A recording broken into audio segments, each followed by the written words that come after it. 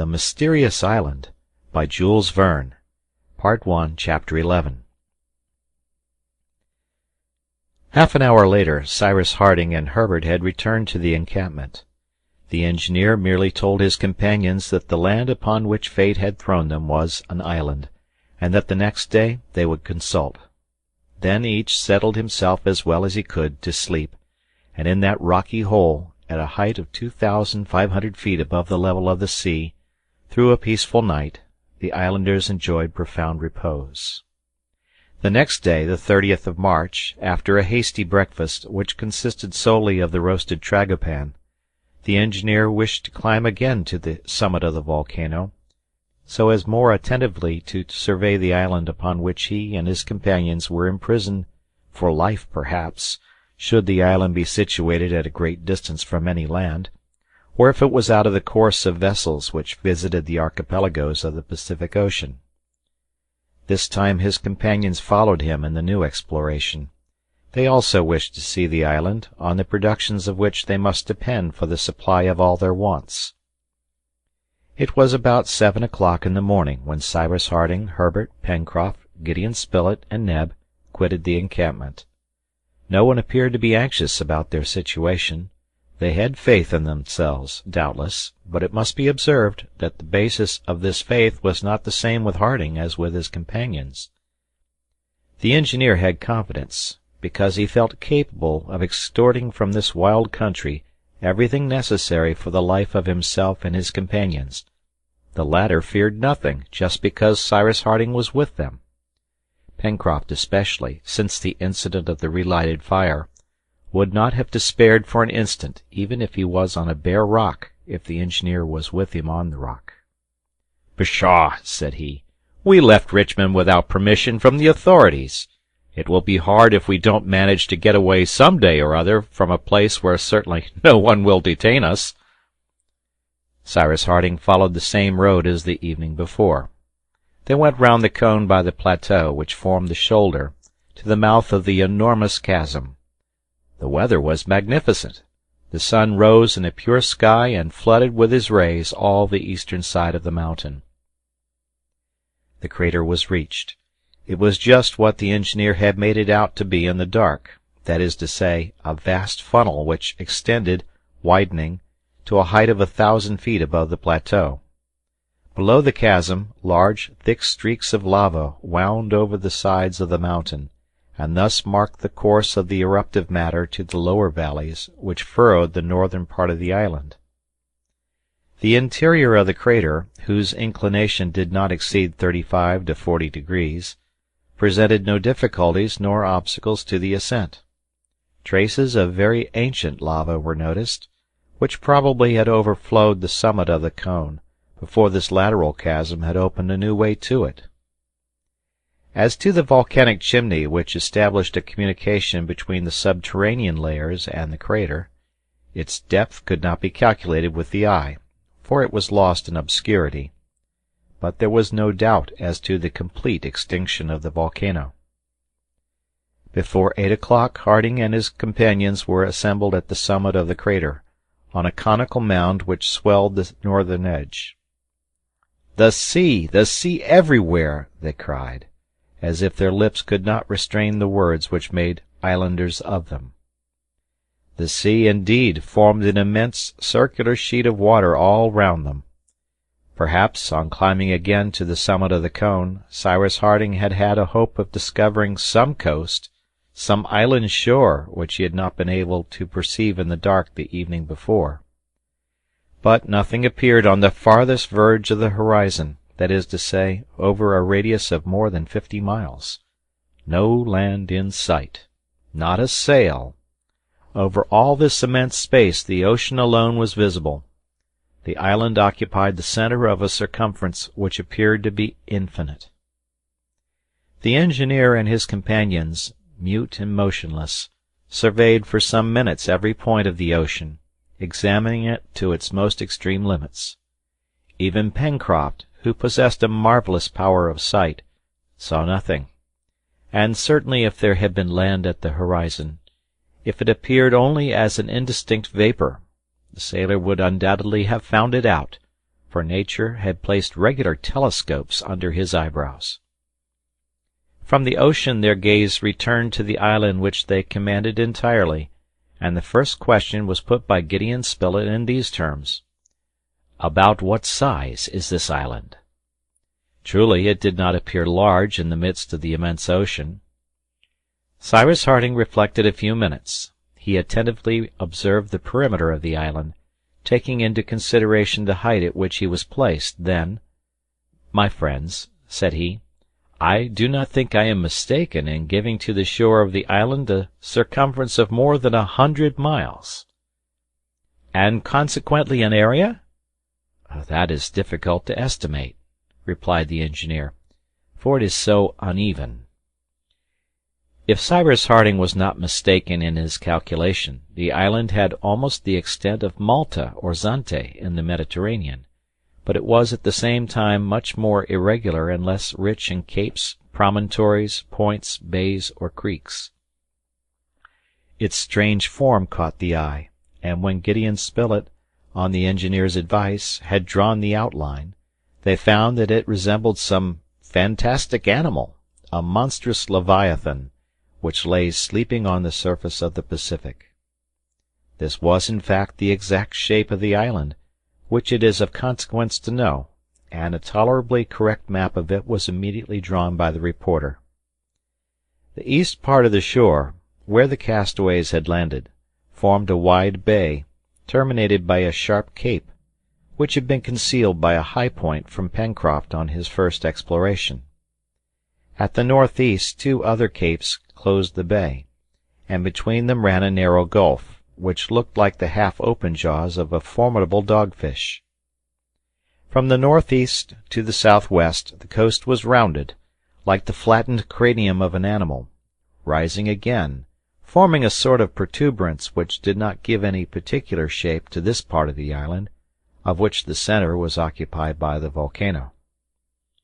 From this point the shore ran pretty regularly north and south, broken at 2/3 of its perimeter by a narrow creek, from which it ended in a long tail, similar to the caudal appendage of a gigantic alligator. This tail formed a regular peninsula, which stretched more than 30 miles into the sea.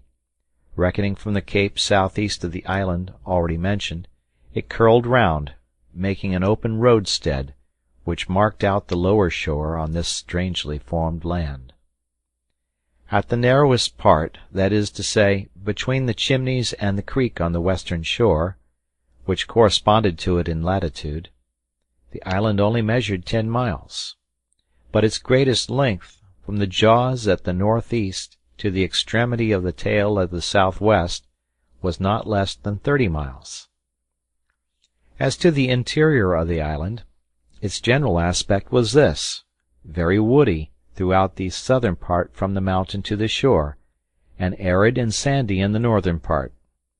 Between the volcano and the east coast, Cyrus Harding and his companions were surprised to see a lake, bordered with green trees, the existence of which they had not suspected. Seen from this height, the lake appeared to be on the same level as the ocean, but, on reflection, the engineer explained to his companions that the altitude of this little sheet of water must be about 300 feet, because the plateau, which was its basin, was but a prolongation of the coast. "Is it a fresh-water lake?" asked Pencroft. "Certainly," replied the engineer, "for it must be fed by the water which flows from the mountain."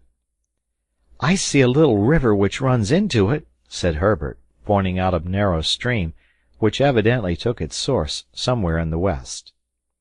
"Yes," said Harding, "and since this stream feeds the lake, most probably on the side near the sea there is an outlet by which the surplus water escapes. We shall see that on our return." This little winding watercourse and the river already mentioned constituted the water system, at least such as it was displayed to the eyes of the explorers.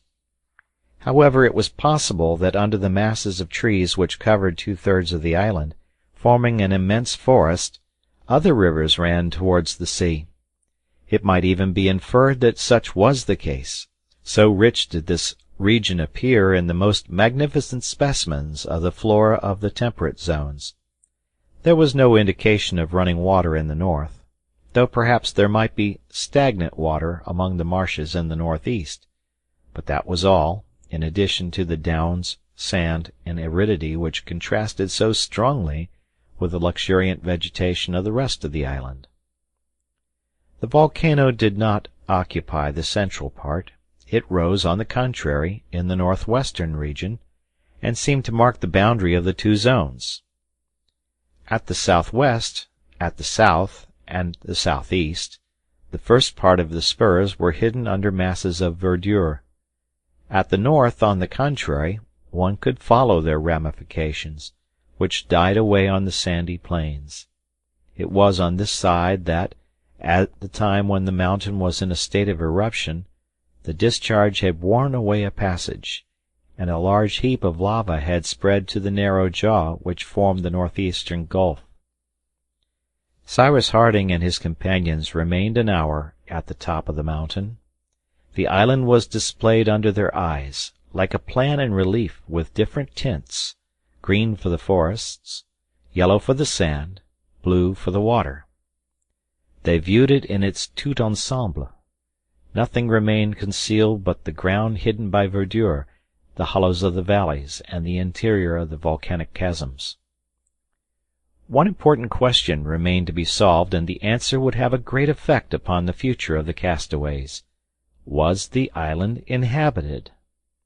It was the reporter who put this question, to which, after the close examination they had just made, the answer seemed to be in the negative. Nowhere could the work of a human hand be perceived. Not a group of huts, not a solitary cabin, not a fishery on the shore. No smoke curling in the air betrayed the presence of man.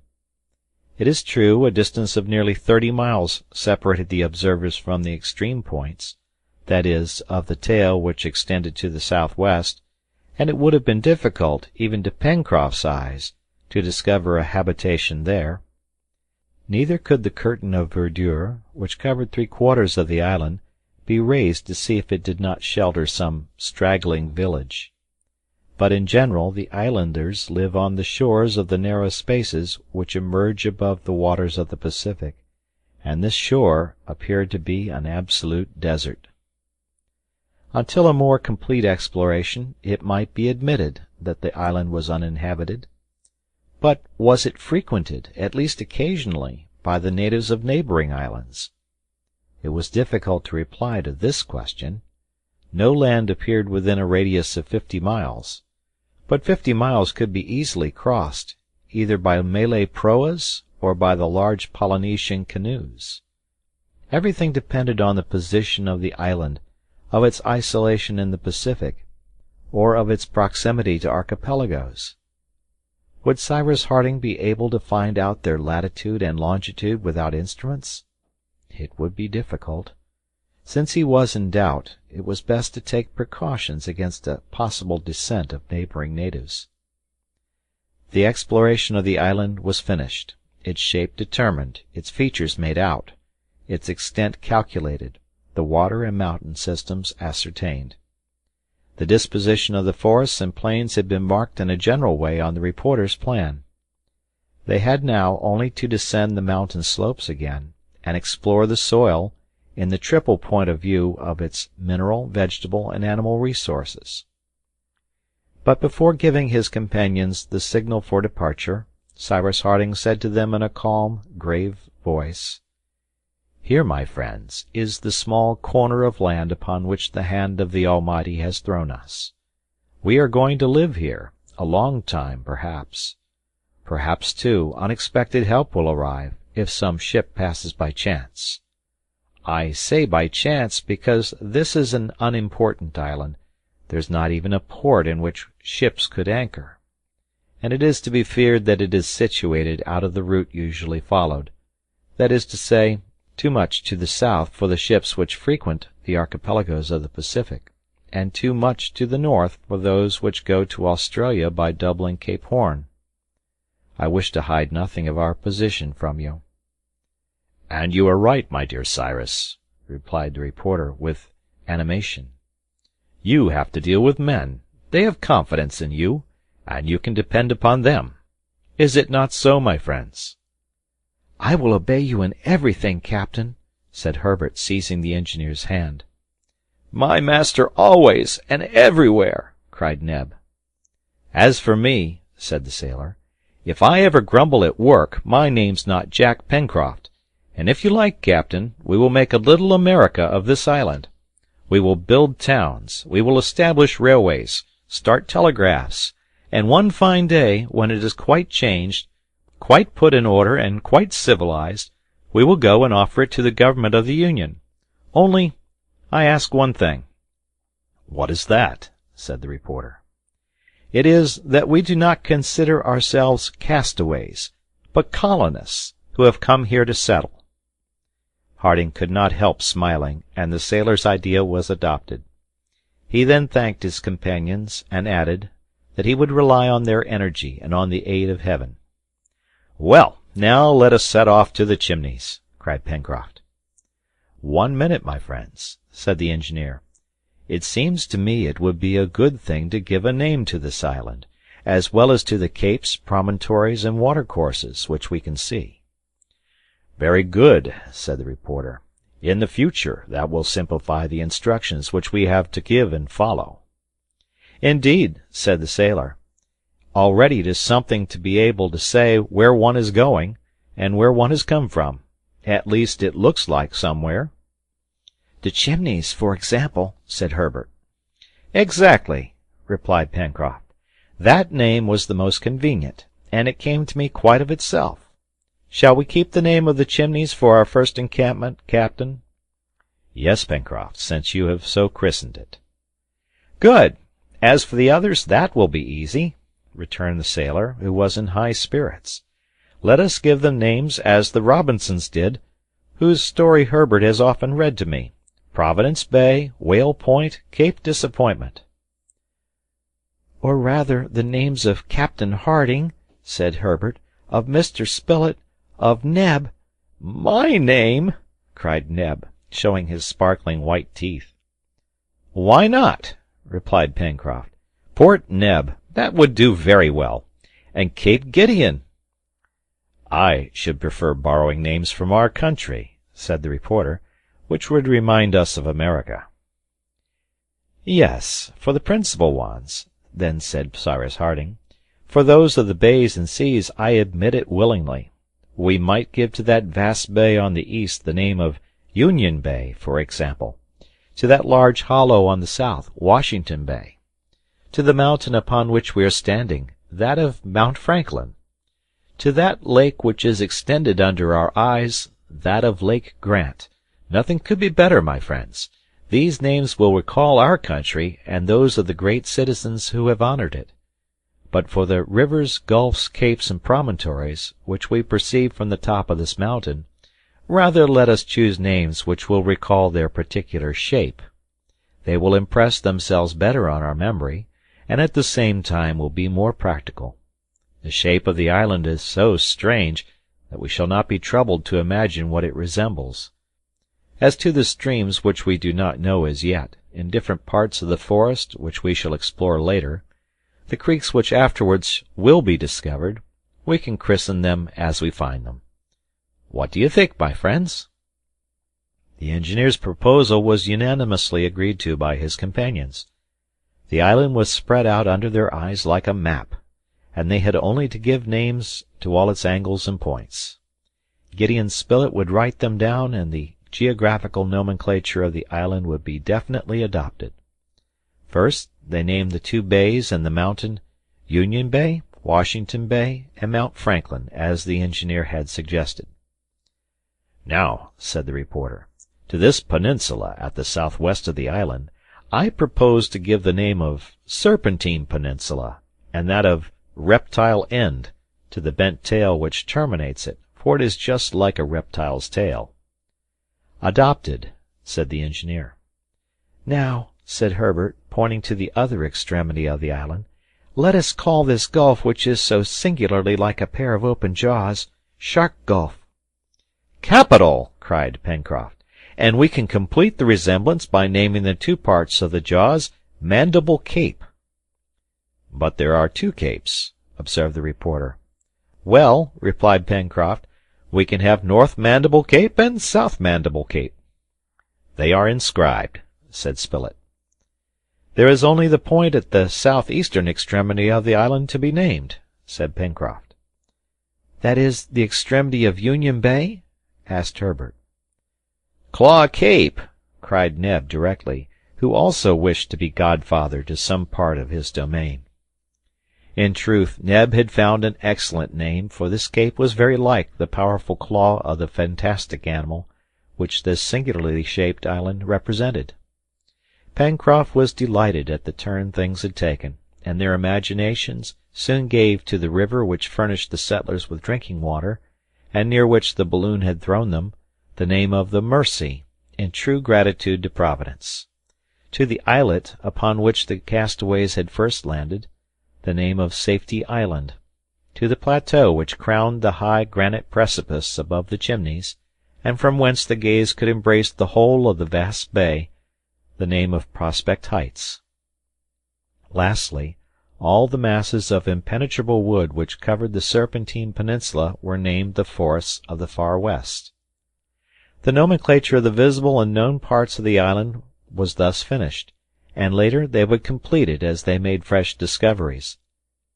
As to the points of the compass, the engineer had roughly fixed them by the height and position of the sun, which placed Union Bay and Prospect Heights to the east. But the next day, by taking the exact hour of the rising and setting of the sun, and by marking its position between this rising and setting, he reckoned to fix the north of the island exactly, for, in consequence of its situation in the southern hemisphere, the sun, at the precise moment of its culmination, passed in the north and not in the south, as, in its apparent movement, it seems to do, to those places situated in the northern hemisphere. Everything was finished, and the settlers had only to descend Mount Franklin to return to the Chimneys, when Pencroft cried out, "Well, we are preciously stupid!" "Why?" asked Gideon Spilett, who had closed his notebook and risen to depart. "Why, our island! We have forgotten to christen it." Herbert was going to propose to give it the engineer's name, and all his companions would have applauded him, when Cyrus Harding said simply, "Let us give it the name of a great citizen, my friends, of him who now struggles to defend the unity of the American Republic. Let us call it Lincoln Island." The engineer's proposal was replied to by 3 hurrahs. And that evening, before sleeping, the new colonists talked of their absent country. They spoke of the terrible war which stained it with blood. They could not doubt that the South would soon be subdued, and that the cause of the North, the cause of justice, would triumph, thanks to Grant, thanks to Lincoln. Now this happened the 30th of March, 1865. They little knew that 16 days afterwards a frightful crime would be committed in Washington, and that on Good Friday Abraham Lincoln would fall by the hand of a fanatic. End of chapter.